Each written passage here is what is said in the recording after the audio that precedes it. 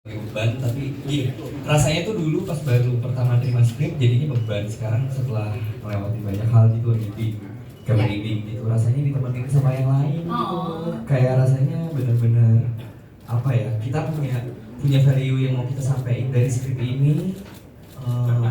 Semuanya enggak tadi ketawa lucu. Baik. Ini mungkin kenapa tadi Yanti bilang banyak pikirannya ya? Gampang terdistraksi ya saya. Iya, jadi ini rasanya buat aku lebih dari sebuah proyek gitu. Jadi udah bikin keluarga baru kalau buat aku ya. Iya. Nah, mungkin udah proses reading, udah ngobrol-ngobrol, bukan cuma sama Mas Yandi tapi sama yang lain juga. Boleh diceritakan nih karakter Moko seperti apa nih? Kalau tadi kan udah dibilangnya sandwich generation dan segala macam. Kalau aku melihat ya cerita-cerita soal satu kakak 7 ponakan tuh dibilangnya ini keluarga disfungsional. Nah, lo kan kayak kalau menurut artikel yang lalu-lalu, nah mungkin dari ceritanya Moko ini bisa menjelaskan atau bahkan meluruskan seperti apa nih? Kalau meluruskan nanti ntar tinggal ditonton aja, tapi kalau kasus Moko sendiri. Baik. Aku adalah seorang adik dari Kak Agnes dan Kak Osa di sana. Seorang mahasiswa yang sedang kuliah arsitek, punya pacar namanya Maui. Terus dia punya hati yang sangat amat besar. Sangat suka rasanya dia bekerja keras, tapi kadang-kadang ada yang lupa. Apa tuh? Yang lupa nanti nonton aja. Oh, baik. Gak salah, susah soalnya benar-benar di tengah-tengah banget, soalnya perjalanan Moko kan panjang sekali di sini. Kalau misalnya aku salah sebut rasanya nanti jadi ketawa, jadi nggak seru, jadi nonton aja. Ya udah, kalau gitu aku tanya deh persiapannya untuk menjadi Moko seperti apa? Ini kayaknya diceritain seru ya? Ngapain enggak? Enggak. Seru. Tentu saja seru, tapi saya sangat amat ini rasanya senang. Kata-katanya aku bingung itu apa, tapi sepertinya tuh Mas Yani tuh mengeksploitasi perasaanku. Tapi dalam in a good way. Beneran in a good way gitu. Soalnya rasanya baru kali ini beneran dalam sepanjang karirku sebagai seorang aktor itu rasanya di sini aku ngerasa emosionalnya sangat amat terkuras, tapi nggak ada perasaan capek sama sekali. Baik, welcome to Yandi Lawrence World. Langsung malu gitu, langsung saya juga kebetulan manajernya yang di Lawrence. Bercanda. Oke, baik. Nah, sekarang aku mau ke Amanda nih. Maureen, pacarnya Moko nih. Nah, sosok seperti apakah Maureen gitu? Mungkin apakah dia juga karakter yang punya beban berat dan menjadi emosional sekali sama seperti Moko? Bagaimana Maureen? Kalau untuk Maureen sendiri, sebenarnya dia punya karakter yang lumayan mirip lah dengan Moko gitu. Dia juga sangat penyayang, bercering gitu, terus juga punya empati yang sangat besar. Tapi si Maureen tuh, kalau untuk bebannya sendiri, sebenarnya dia bukan termasuk sandwich generation sih. Maksudnya dia nggak punya tanggungan sebesar Moko. Cuma karena dia sangat sayang kepada Moko, gitu. Jadi kayaknya apapun yang jadi beban buat Moko juga kena efeknya ke aku gitu. Hubungan kita juga ada impactnya gitu. Jadi bebannya cukup berat juga buat Maureen.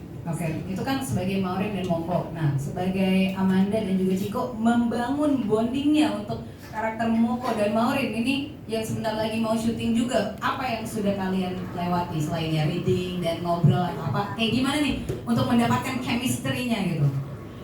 Sebenarnya aku tuh udah ketemu Ciko sebelum project ini sih. Bahkan dari sebelum aku syuting film pun udah pernah bareng juga sama Ciko. Jadi pas ketemu Ciko lagi di project ini tuh udah benar-benar nggak ada batasannya, kayak ngerasa benar-benar udah nyaman. Terus juga Ciko kan orangnya emang pekaan banget gitu. Jadi bisa banget bikin lawan mainnya tuh ngerasa aman lah kalau bikin salah gitu waktu reading. Jadi ngerasa mudah untuk bertukar pikiran gitu saat tadi reading. Terus juga pas camp reading ya itu sangat-sangat membantu banget sih. Kayak camp readingnya berapa lama? 5 hari ya, 4 malam gitu. Jadi bukan cuma kenal dengan karakter Maureen sendiri, tapi jadi dekat banget sama pemain-pemain lain juga, sama Mas Yandi juga, gitu, sama Ciko juga gitu.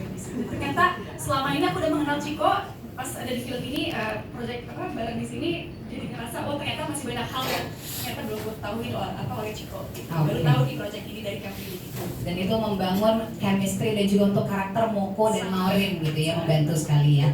Baik, kalau gitu kita kasih tepuk tangan dan kita nantikan nih chemistry bondingnya mereka. Aku sekarang pengen nanya ke ponakan-ponakan dulu boleh ya? Jadi aku pengen nanya satu pertanyaan tapi nggak tahu ya boleh apa enggak ya? Kan satu kakak 7 ponakan tapi ini 4. Nanti nonton makanya. Oke. Nggak. Nggak gitu Mas Kiki. Parah banget. Saya boleh nanya keponakannya dulu Kak? Boleh ya? Boleh ya? Mestinya tadi ada Indonesia. Ini benang merah film Indonesia loh bikin orang itu.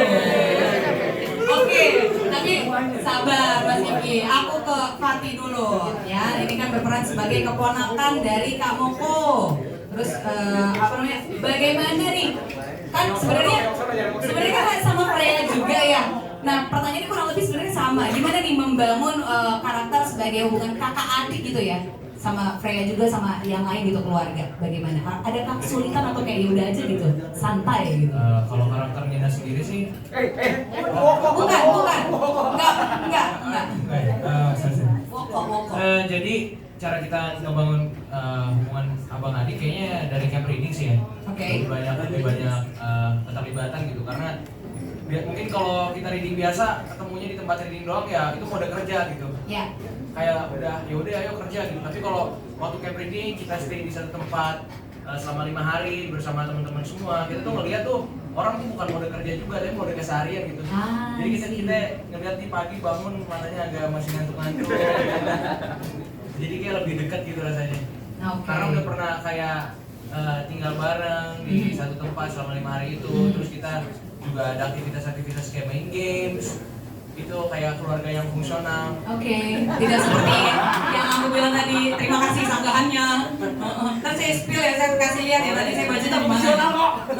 Jadi kita dari pagi bangun sarapan ada yang lari juga, Pak Yandi, Mas Yandi. Mari kita makan dicampur sih. Tapi cuma sehari. Sehari, oh baik. Yang penting dia udah ngasih contoh kan. Oke. Terus paginya pada lari ada aktivitas, ada juga kalau aku sama Ano bikin kopi pagi-pagi, kita beli kopi. Terus ada yang bangunnya biasanya agak-agak telat itu Nina atau enggak tadi tiba-tiba udah mandi gitu. Iya. Daripada yang paling siap sendiri, terus kita mulai reading. Terus yang lain reading kita nontonin, gantian adegan kita coba lagi yang lain gini sampai malam. Begitu udah selesai, kita main games. Di depan gitu, main werewolf. Oh wow, langsung main tuduh-tuduhan ya? Langsung, jadi kayak buat apa camp reading ini? Dia biasanya dia sendiri. Malamnya juga ikut main. Oh gitu Pak, jadi siapa Pak? Saya main jadi Tuhan, saya menjadi werewolf Pak. Oh gitu.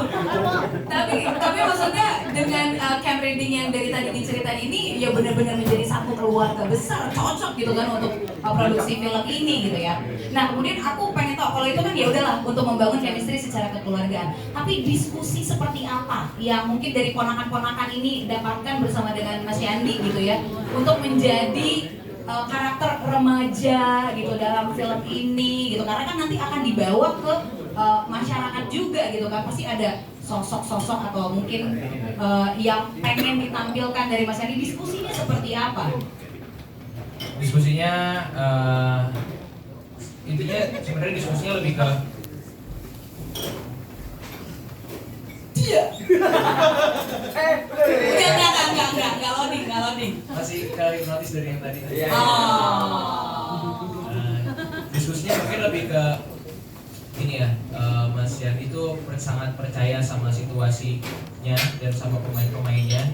Jadi diskusinya untuk karakternya sendiri itu kayak udah selesai gitu loh di awal. Maksudnya di awal udah sangat jelas sehingga ketika kita